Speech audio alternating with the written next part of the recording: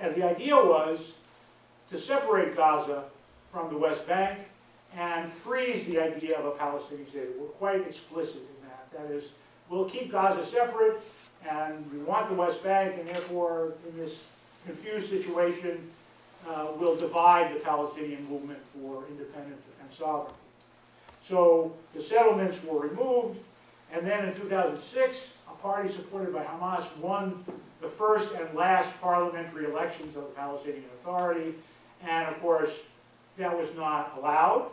In the US and Israeli sense of democracy, it's a democracy if you vote the way we want. If you vote differently, we won't accept it. So this government was repressed in the West Bank and took over basically in Gaza.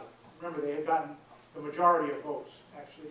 And this was a good excuse to pursue this idea of separating Gaza from the West Bank. So the Israelis recognized the Palestinian Authority mainstream party, the Fatah, as the ruler of the West Bank, and sort of isolated Gaza under Hamas.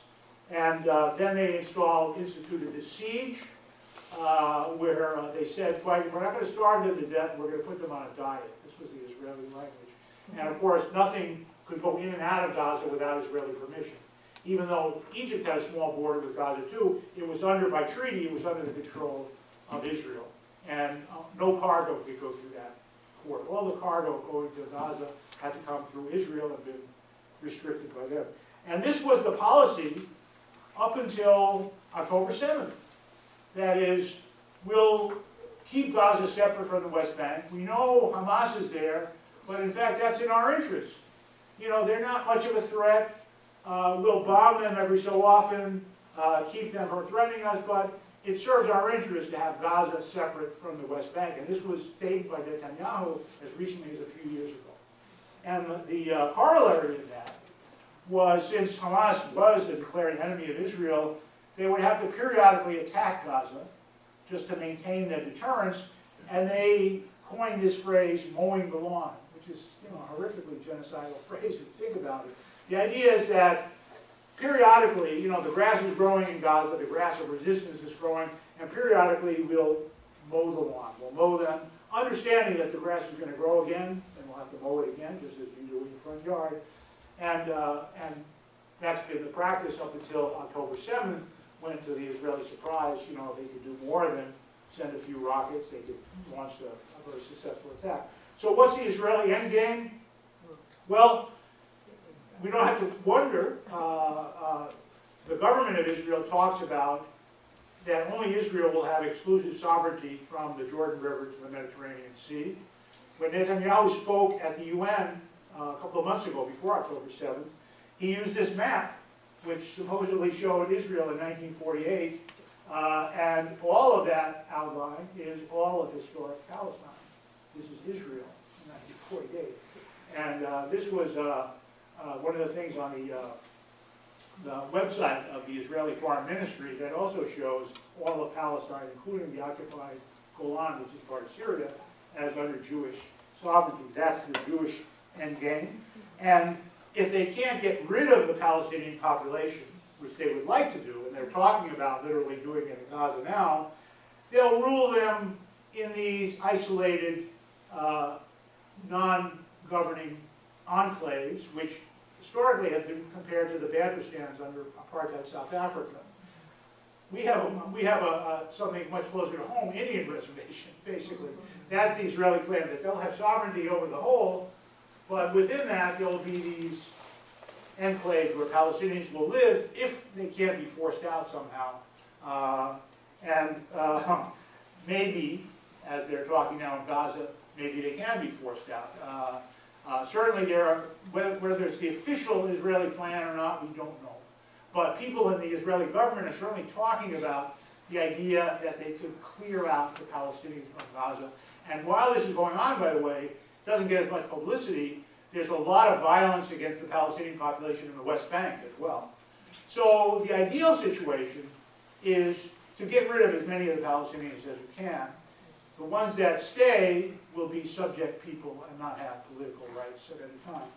And I just want to end by looking, as I teach this class at UMass, which goes for 8 sessions, and 12 hours all told. And, you know, there's a lot of this detail that I go into, but I always end with a session that I call Looking in the Mirror.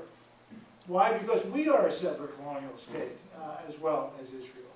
And mostly it's aimed at Massachusetts, but from the point of view of the Puritans, who were the first Europeans to migrate to this and settle in this neck of the woods, this was the new promised land. They were very motivated by the biblical story, especially the Jewish Bible. And that's why we have so many towns in New England especially that draw their names from the Bible. We have Salem, we have Canaan, we have Lebanon. I used to live in Lebanon, New Hampshire. We have Sharon, we have Rehoboth, we have, you know, you name it. Because in their mind they were carrying out the Hebrew conquest of Canaan. And like all colonists do, this is on the left, is the original Great Seal of the state of Massachusetts, which ironically illustrates another colony. We're coming over to help you. And in the original Great Seal, it shows you know, a caricature of a native person, and coming out of his mouth, cartoon-like, is the phrase, "Come over and help us." And a direct descendant of this seal is still the main seal of the state of Massachusetts, which shows a sort of modernized version of the same thing. So we also had a kind of two-state solution. You probably have all seen this map on the lower left, right? It shows the expansion of Zionist control within historic Palestine, which is the white, the original Palestinian controlled areas in green. And we have went through something very similar in the United States. We have our own version of the two-state solution, which I hope will play.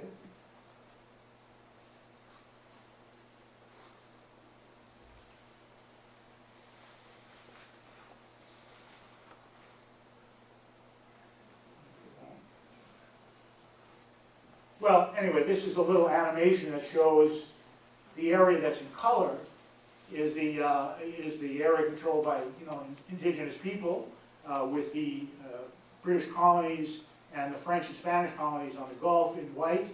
And of course, we expanded our country across the continent by displacing the native inhabitants and gradually became a continental power rather than overseas colonial power. Sorry, that's not working. It's pretty vivid little animation. I guess not. So, coming around, I just want to touch on this issue.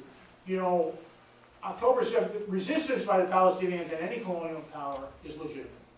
If you're colonized, you have a right to resist. And certainly the military aspect of what happened on October 7th was entirely legitimate, as any liberation struggle of any people. It may also be, though, that some really bad atrocities were committed by the Palestinian fighters that went out from Gaza. We still don't know the whole story. A lot of it is blurred by Israeli and pro-Israeli propaganda that talks about mass rapes and horrible atrocities, but some were certainly committed by the fighters who exited Gaza. Some of the people that were killed, some of the Israelis that were killed were definitely killed by their own military response as well. So the full story hasn't come out yet, but let's say it's clear that some really bad atrocities, people were murdered, maybe some were raped, we don't know. But the idea that this is some particular form of savagery is kind of misunderstanding. I mean, war, atrocities always happen in war, always, by all sides. And the idea of clean wars is just a fiction.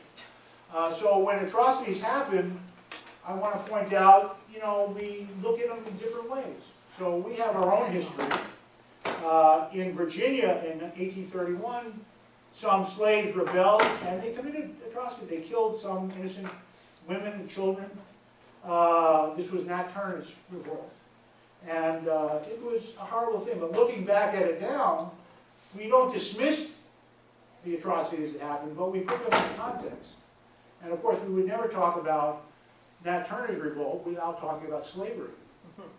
Just as we shouldn't talk about the atrocities that were committed by the Hamas fighters without talking about the long history of colonialism and occupation. So if we look at this contemporary woodcut, this is Nat Turner on the left being captured by a slaveholder on the right. We could legitimately ask the question, which one is the biggest terrorist? And by the way, Nat Turner, when he was captured, was executed in the Virginia town of Jerusalem. Another one of those towns that was sort of sought its legitimacy from the Bible. So horrible things were done on October 7th. Again, we don't know the full extent, but certainly bad things were done by the Palestinians. And when in difficult times, I like to, one of my favorite poems is by W.H. Auden that was written in response to the breakout of the Second World War, you know, the verge of a horrible catastrophe in Europe. And it's a wonderful poem, it's worth reading, but it includes these lines that I think are worth remembering. I and the public know what all school children learn. Those to whom evil is done, do evil in return.